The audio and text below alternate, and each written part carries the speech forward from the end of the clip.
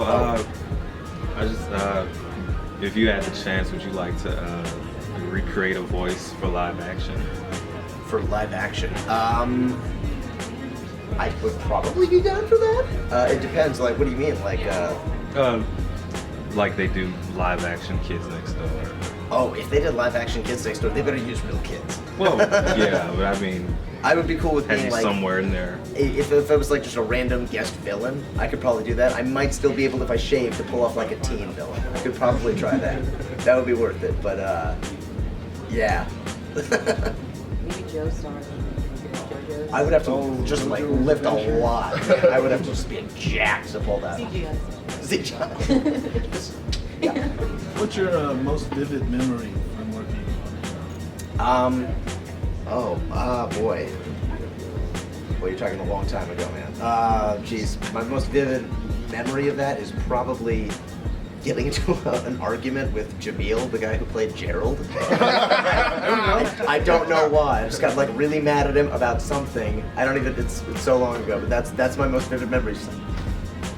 Like, it was probably something stupid like some girl liked me or something like that. You know, you're a kid. Like, no, I'm not into that. I don't like girls. That means something very different when you say I'm not into girls. But yeah. Me? So you've worked on both American animation and Japanese animation. Have you found any difficulties in switching between the two mediums, or is it all just really one solid track once you get into it?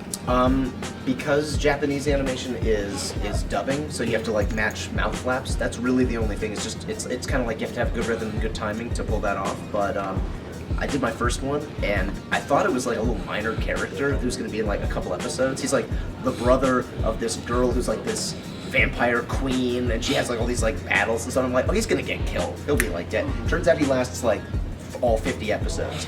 And so I was like, oh, I don't know how to dub, and so I learned how to do it on the job, and it was actually pretty easy. So now I've gotten to the point where I'm pretty good at it, and I'm decent at animation, original animation. So it kind of all blends together pretty nicely. Oh, thank you. Sure. Which would you say were bigger shoes to fill? The role of Char Aznavour or the role of Joseph Joestar? Joseph Joestar, because for Char, that's like real Char, as opposed to like the character that everybody's familiar with. I'm the guy who gets bumped off, so it's like, that's just, you know. But Joseph is like, jeez, because like I have like so many friends who are big JoJo's fans, and I'm like, I really, really, really don't want to blow this. I don't want them to hate me. So like that one, I felt like a lot of pressure for it. But yeah, it would be Joseph Joestar for sure. You had any lines where you ad-libbed in? That actually made it in.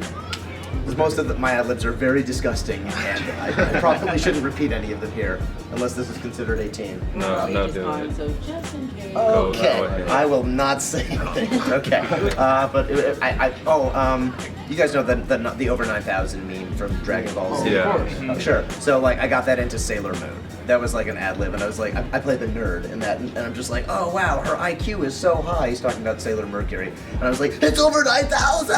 And she was like, you know what, I'm gonna keep that in. I'm like, yes. So like, okay, that's one that actually managed to get in. Yes, sir. So, considering your very long and illustrious career, how would you say, what was pretty much the origin story of how you got into voice acting to begin with? Oh, illustrious. That's a very kind word. My parents are both actors, so when I was a little kid, they just said, you know what, we'll put him into the acting industry. He'll make a little bit of money for college, and then he'll go get a real job. And this wound up becoming my real job. When I was 6 years old, my agency said, hey, you want to try out for a little voiceover commercials, like McDonald's or something like that? And I was like, sure. I didn't know how to read yet, and so they just told me what to say, and I said it back, and they were like, good. And I slowly started getting into that through my agency, and then it just became my full-time job once I realized I really like this a lot more than on-camera work, because nobody knows who I am. I can just walk into a crowded supermarket. Nobody gives a damn who I am, pardon my language. And they're just like, yeah, I can do all that, but I can still be an actor and still get to perform and play a bunch of different characters I might normally not get to play. So, yeah, that's what it was. Thank you. Sure. Yes. When you're going for casting roles on different shows, how do you prepare yourself to be able to perform Let's see. Are you talking about the audition process? Yeah, audition process or preparing for the show. Like, how do you? Okay. I should do something. I really should. I have nothing. All I do is on the way to a job, I will usually yell a lot in the car and do a bunch of weird stuff just to kind of warm things up if it's early in the morning. Like for the audition process, it's just kind of like going, yeah, I think this works. I'm just trying it, and then you just cross your fingers and hope you get lucky. Right. Yes. So, if there's a show right now that's on right now, doesn't matter if it's anime, real life, whatever. What show would you want to be in right now? Voice acting or acting? Or you would think would be fun to do? Ooh. I mean, I'd kind of want to be in like The Flash or some like, that's you know, a good one. I don't know, because I've heard so many good things about it. I haven't gotten to see it, but I'm like, that seems pretty bad. That seems pretty cool. So like, I think I'd do that. Yeah, let's say The Flash. Yes. Okay. Yeah. So how about this? You've demonstrated a wide range within your voice acting career, from being very goofy characters to very deep characters like Eddie Brock's Venom, which is also one of my favorite characters. But as you move forward in your career, are there any roles or any type of roles that you wish to explore that you haven't currently already done? Sort of. It's a specific one. I want to be Spider-Man in a video game where I do his mocap. That's what I'd want to do. And it's mainly just I want to swing around on a trap. That's all it is. And I'm sure they'd probably be like, we're not going to have you do that, you idiot. We're going to have you like tuck and roll a few times. Get out of here. But I think it'd probably be that. But specific roles right now, not really. No. It's just keep going with the flow. That's what I'm thinking. Okay. Yes. Favorite anime you're watching? Oh, do you watch anime? Yes.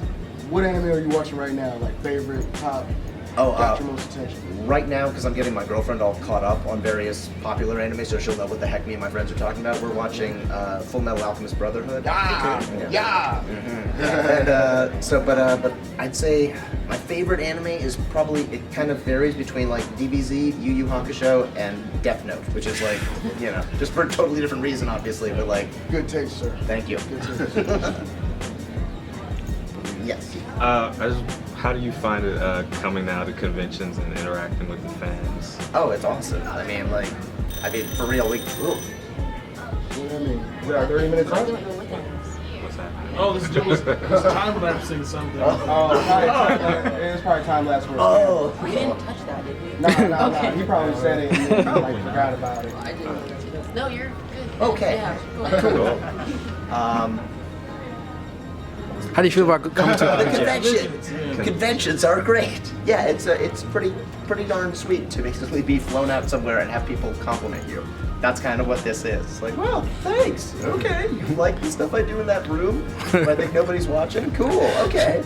So yeah, conventions are very, very cool. I have not yet been to a bad one, and this one is certainly, definitely not bad. It's on the top. It's cool.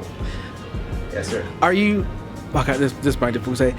As you're recording something, do you find yourself becoming a fan of it as you're recording it, or do you really kind of just wait until you've already recorded and then watch yourself to become a fan of a particular anime or cartoon? I would say that it depends on the writing usually. If the writing is really tight while I'm in there, I'm just like, oh, this is gonna be good. This is gonna be really good. And then there are times when I'm just kind of like, oh, I don't know. And then I watch it, I'm like, oh, this all came together fantastically. Like, I didn't even think of that, but like. Oh, like I was working on a game. It's called Devil Survivor 2. It's for the 3DS. And it's like the writing in that was just fantastic. I had an absolute blast working on it. I was just like, this is going to be a good one. This is going to be great, and it turned out good. So yeah. Yes. For people that want to get into voice acting, what would be your biggest tips? For people who want to get into voice acting, let's see. It depends, because there's a lot of different markets for voice acting all over the country. So I would say basically figure out where you belong before pursuing it too much. If you just go right to Los Angeles and you're like, I'm gonna get an agent and try to audition for like the biggest roles in the biggest shows, if you're not there yet talent-wise and you do that, you're gonna wind up just spinning in circles going, I can't seem to get an audition, I can't get an agent, I can't get a job, what am I doing? So starting off small is usually just a good way of just testing the waters. I know a lot of people start off on like say an online forum like the Voice Acting Alliance, where they'll do like little free projects, like stuff for like web cartoons or indie games where maybe they get paid like $20 or nothing at all, but they're very small things, but it gives them an experience. So they go, oh, is this something I really like? And if it is, then they go, man, maybe it's time for me to move. Maybe they go to Texas to try to work at Funimation, or they go to New York to try to work there at NYAV Post, that sort of stuff. Or they come to LA, or they go to Vancouver in Canada, but they like go to different places once they feel like they're really involved. So I would just say, make sure you know what you're getting involved with and where you belong, pretty much. Yeah. So, in your opinion, what makes for the perfect voice actor, and who do you think is like the best voice actor ever? Besides yourself. I would never say myself, don't worry. I would say what makes a perfect voice actor is probably career longevity. You know, it's somebody that that can really just, that transcends generations. So somebody like Frank Welker, who's been doing this for like, I think almost 50 years now, that's really impressive to me. But like, I would say the best voice actor that I know in the industry right now has got to be D. Bradley Baker. He's like one of these guys who is a talented actor, can do lots of different voices, and the creature sounds that guy makes, they are on a completely different level from everybody else. We were doing an episode of Uncle Grandpa, and yeah, they needed an ostrich, and so they have D come in, and he's like, oh, okay, so we're gonna have happy ostrich, we're gonna have sad ostrich, we're gonna have, you know, angry ostrich, whatever, all the different emotions, running ostrich, all that stuff, and he goes, oh, okay, and he starts making these weird sounds. It sounded like a bird mixed with like a car horn at the same time, and we're all just sitting there like, what in the hell is what? And finally he's done. He's like, okay, well, hi guys. He's like a super humble guy. He's like, oh, see, yeah. We all just started like applauding. Like, how do you do that? And he's like, you know, it's practice, and he leaves.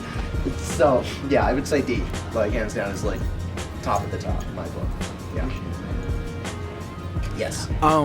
This might seem kind of weird. Do you have any voice acting rivals or even voice acting idols who you know you're trying to reach up there, or better yet, like you see someone like, oh, I saw what you did, but I'm gonna do this role. I'm gonna be better. No, my only rival is myself. The strongest rival of all. Yeah, I just try to do better than I did yesterday. That's all. But okay. No, I don't know. No, I like pretty much everybody. I don't have any real rivals or like must beat. Like, no. Is that anything else? We got in at 1:45, and it's only 2 o'clock. It's only 15 minutes. Oh. Does anybody? Let's see. I had a question. Oh, okay. Too. Have you seen 3 Summers? Yes. Oh, have I seen her here right Yeah. now? No, I have not. She's supposed to come in after this, but I thought it'd be pretty cool to have number 1 and number 2 and number 5 all in the same room as 2 people. Yeah. But I guess my question has kind of already been touched on, but where do you see the future of kind of, you work with what I say old school, but it's all the same age range, some of the original great cartoons, and then you see this merge into anime from that, and then now a reversal from American cartoons that we like anime from Japan. Like, how do you see the future going, and do you see that there's more or less success for you in either one of them? Oh, I mean, I feel like anime is just kind of always going to be here. I don't think that's going away anytime soon.